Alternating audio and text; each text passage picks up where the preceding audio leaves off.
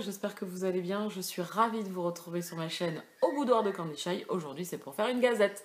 On va parler de 3 lectures 100% MM. La toute première, c'est Un ciel plein de mystères de Ricky R. Reed aux éditions Dream Spinner Press. C'est un roman que j'ai lu déjà il y a pas mal de temps. Déjà, ça fait... ouais, j'ai dû le lire en février, je crois. Et janvier ou février, je sais plus, et je ne vous en avais pas encore parlé. Ça serait bien d'articuler, madame. Donc ici, on va suivre la vie de Cole et Rory, qui sont amoureux, qui vivent une vie magnifique, et puis un jour arrive un événement. Et leur vie va basculer. À partir de là, les années passent, et on va suivre en fait un des deux personnages et sa nouvelle vie. Alors je ne vais pas trop vous en dire, parce que si je vous en dis, je vais spoiler. Et donc, bien évidemment, quand on parle de séparation ou de disparition, on doit continuer à vivre, apprendre à vivre. Donc ici, on parle de deuil, même si en fait, c'est plein de mystères. Et en fait, le personnage va essayer de se reconstruire et va rencontrer donc une nouvelle personne et essayer de reconstruire sa vie. Alors, la romance en elle-même est donc en 2 temps, avec 2 relations différentes, où on apprend d'abord à connaître la première relation du personnage, et ensuite on est dans sa nouvelle relation. Donc, le schéma proposé par l'auteur est pas mal, mais malheureusement, j'ai rien ressenti pour aucun des personnages. J'ai pas du tout été entraînée plus que ça dans l'histoire, et je suis restée relativement extérieure à ce roman. En plus, l'auteur choisit une intervention, on va dire, mystérieuse, comme le titre l'aura indiqué, pour un des personnages. Et du coup, le choix ne m'aura pas paru judicieux ni crédible. Et du coup, je n'ai pas pu du tout croire et adhérer en l'histoire. Ça a été très compliqué pour moi de rentrer là-dedans et dans le schéma qu'avait choisi de développer l'auteur. Au niveau de l'écriture, j'ai pas eu de problème. Au niveau des relations et tout ça, j'ai pas eu de problème. Mais j'ai pas pu s'être entraînée que ça. Je suis restée relativement extérieure à la romance, aux deux d'ailleurs, aux 2 romances proposées dans cette histoire. Je suis restée vraiment à l'extérieur et voilà, c'était sans plus. Il m'a manqué de punch, il m'a manqué de sentiments et d'émotions, et j'y ai pas cru parce que l'événement qu'il a choisi de développer et du comment, du pourquoi de l'histoire, ben non, désolé. En plus, c'est des choses auxquelles j'ai beaucoup de mal à... Alors autant certains vont me dire oui, mais tu lis de la fantasy, tu lis des trucs, tu lis de la romance paranormale et tout. Oui, mais il y a des choses là, non, parce que pas dans une romance contemporaine, quoi. Enfin, je sais pas, il y a eu ce truc de dissociation pour moi, du fait que j'ai pas pu y croire, quoi. Donc, du coup, je suis restée totalement extérieure à ce qui leur arrive, et je m'en fichais un petit peu, quoi, en fait. Et les 2 romances ne m'ont pas convaincue, même si la deuxième, bien évidemment, remporte quand même mon suffrage, si ça devait être mis au vote. J'ai plus cru, j'ai beaucoup aimé Tommy, donc le 3e personnage qui fait son entrée dans l'histoire, mais moi c'est pourquoi l'auteur a choisi ce développement-là pour le récit, et il a eu du mal à me distiller un petit peu la souffrance et les émotions des personnages. Voilà, donc je suis restée à côté de cette histoire, même si je l'ai lu, même si c'était sympa sans plus, quoi. Voilà. Donc je lui mets un 13/20. Ensuite, je vous parle d'un roman que l'auteur m'a fait parvenir et dont je dois vous parler depuis longtemps, et c'est Une apparence trompeuse de Rochelle Gabe aux éditions Juno Publishing. C'est un roman contemporain. Ici, on suit un agent du FBI qui enquête sur des malversations financières et sur un meurtre. Donc du coup, il va faire la rencontre d'un homme suffisant, provoquant et riche, et qu'il va être dans le collimateur du FBI. Alors, entre ces 2 personnages, bien évidemment, ça va être assez explosif d'entrée, et on va suivre leur histoire. Lui, en tant qu'agent du FBI, se doit de faire passer sa sa mission avant tout, mais la relation ambiguë qui s'installe entre lui et son suspect, on va dire, complique un petit peu la chose. J'ai beaucoup aimé ce roman-là, ça m'a fait penser à Nuance de gris, que j'avais adoré à l'époque quand je l'avais lu, qui était sorti chez Juno Publishing également. Et ici, on retrouve un petit peu cette histoire de voyou, on va dire, et de agent du FBI. Et du coup, ce schéma-là, je l'aime beaucoup. Et c'est super bien raconté par l'auteur, je suis rentrée totalement dedans, la relation est géniale. Elle est compliquée parce que, bien évidemment, comme souvent dans ces relations-là, certains auteurs nous le proposent, on a une acceptation d'un côté et une non-acceptation de l'autre au niveau de l'homosexualité. Donc du coup, ça entraîne encore des complications. Déjà que l'enquête entraîne pas mal de quiproquos dans l'histoire au niveau de la relation des personnages. Et l'auteur décide de nous laisser à la fin de l'histoire, seul au bord de la route.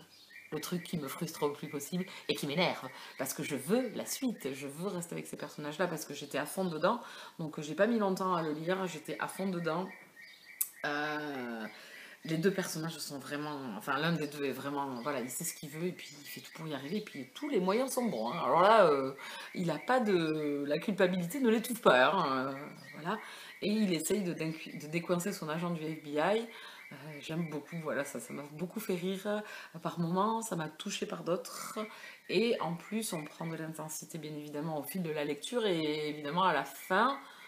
on reste, nous, lecteurs, sur la fin et on veut la suite, on veut savoir comment la relation va évoluer, comment tout ça va évoluer entre eux. Et je veux la suite, bien évidemment. Donc Cole, lui, est droit dans ses baskets, c'est quelqu'un de très droit, voilà, de très professionnel. Et Warren, lui, vit dans l'opulence et en fait se croit tout permis. Et le fait de son argent, il pense que tout lui est permis, effectivement, et du coup, par moment, ça se passe pas comme il le voudrait. Il fait des choix pour essayer d'arriver à ses fins assez drôles, et c'est Cole, en fait, qui doit, lui, prendre des décisions et essayer d'avancer dans sa relation, et essayer d'avancer dans sa vie privée, qui est vraiment compartimentée, quoi. Et aujourd'hui, en ayant rencontré Warren, c'est plus possible. Donc j'ai vraiment aimé cette lecture, j'ai vraiment aimé la plume de l'auteur. C'est une auteure française et je la découvre avec ce roman-là et j'aime beaucoup vraiment. En tout cas, c'est une très très bonne réussite avec ce premier tome en MM, ce premier tome avec ses personnages, voilà, avec son histoire, avec ce qu'elle a choisi. Et j'espère. Et alors, rien n'est simple dans la relation et c'est ce que j'aime aussi, les complications et le fait que ça ne se fasse pas en un clin d'œil. Voilà. Que ça prenne son temps, que chaque personnage ne se change pas en 2 minutes, amoureux transi. Et donc, du coup, on reste sur notre fin avec cette fin de tome. Et bien évidemment, nous, en tant que lecteurs, on veut la suite. Donc, pour moi, c'est une très très bonne réussite ce premier tome. J'ai hâte d'avoir la suite et de continuer avec ces personnages qui m'ont fait rire, comme je vous dis, par moments, qui m'ont voilà, qui ont touché par d'autres.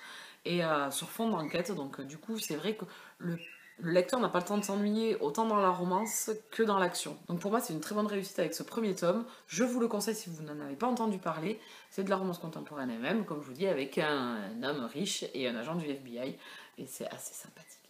Je lui mets un 18/20. Et le dernier roman dont je vais vous parler, c'est Evan, le tome 1, Le repos du guerrier de Kim Gale, ou Galé, je ne sais pas trop comment on le prononce, aux éditions Rainbow. On se retrouve avec notre héros Evan qui rentre de croisade après avoir souffert, après avoir passé des années de guerre. Il essaye de rentrer dans son foyer et il traverse les plaines et les terres pour rejoindre sa famille qu'il a quittée depuis bientôt 10 ans. Et du coup, il va retrouver les siens et au gré de son aventure pour rentrer encore chez lui, parce que voilà, une fois rentré dans son pays, il lui reste encore du chemin pour rentrer jusqu'à chez lui, il rencontre un jeune homme avec qui il va faire un bout de chemin. Et entre eux va commencer une attirance.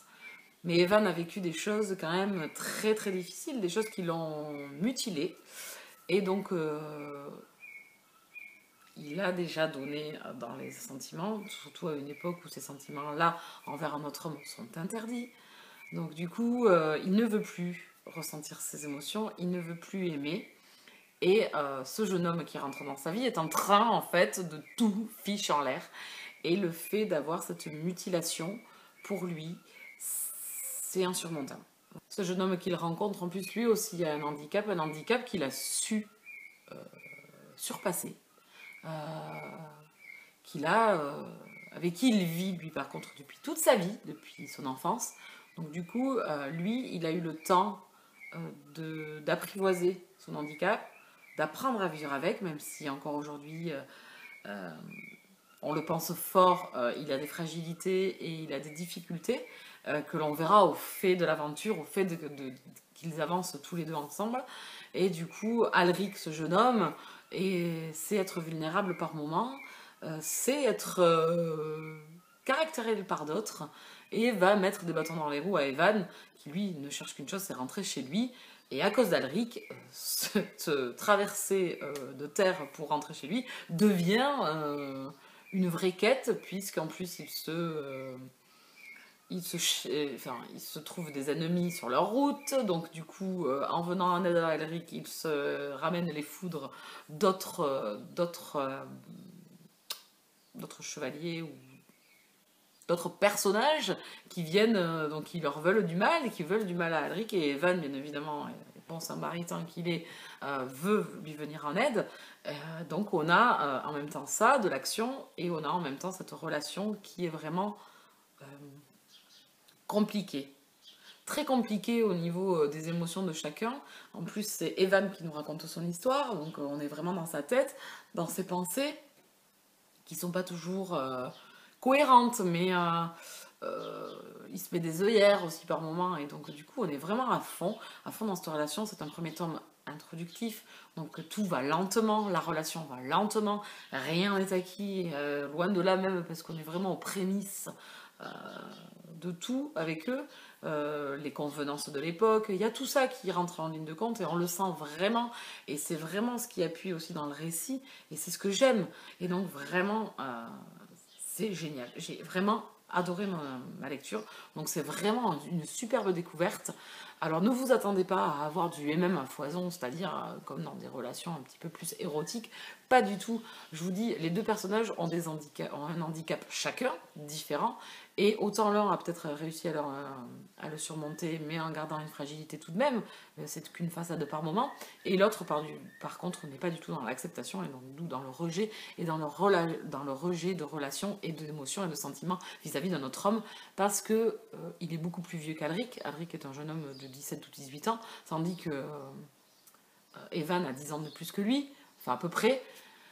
Et donc du coup, il voit les choses différemment, et il a vécu d'autres choses, déjà vécu des relations avec d'autres hommes, et ça a toujours été un échec. Donc pour lui, c'est très compliqué d'envisager quoi que ce soit, surtout avec son handicap, voilà. Donc du coup, pour l'instant, on est vraiment dans un premier tome introductif, dans un mode de vie assez dur à cette époque.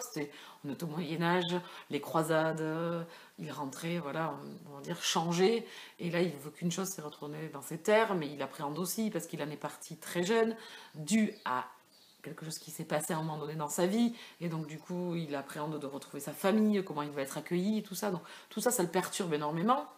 Et on avance aussi avec les ennuis qu'ils trouvent sur leur chemin, puisqu'ils se sont fait pas mal d'ennemis, et qu'il a quitté une terre à un moment donné, Evan, et il retrouve des choses complètement différentes aujourd'hui. Je pense que les conflits vont quand même grandir encore, et sa relation avec Alric va grandir encore également, et j'ai beaucoup aimé, vraiment, c'est superbement bien mené par l'auteur, c'est vraiment super bien écrit, ça a un petit contenu d'époque au niveau de l'écriture, sans difficulté aucune pour suivre, au contraire, mais on sent qu'on est vraiment ancré dans l'époque, dans les convenances, dans l'état d'esprit d'Evan suite aux croisades, suite aux terres qu'il a quittées il y a longtemps, et il se sent un peu perdu aujourd'hui quand il revient. Donc du coup, pour moi, c'est une énorme réussite, et j'espère qu'on entendra un peu plus parler de ce roman. En tout cas, moi, c'est une superbe découverte. Donc merci à Marine de cette proposition qu'elle nous a faite aux éditions Rainbow pour ce roman-là, parce que pour moi, c'est totalement réussi.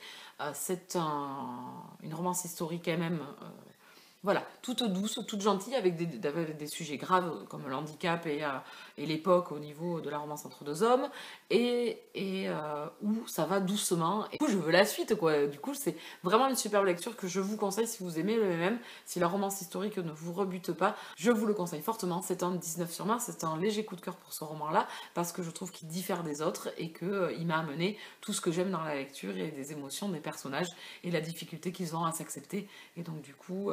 pas forcément dans l'homosexualité aussi, mais pas que, dans leur handicap, parce qu'ils ont un handicap, donc ça amène énormément de puissance au récit. Voilà, il me tarde la suite, je ne sais pas quand ça sera. Voilà, on a fait le tour des 3 lectures dont j'avais besoin de vous parler, il en reste encore plein d'autres parce que je suis énormément à la bourre, je reprends les vidéos, j'espère que le rythme va continuer, pas sûr, mais on verra. En tout cas, je vous souhaite à tous et à toutes de très très bonnes lectures et je vous dis à bientôt, bisous câlins.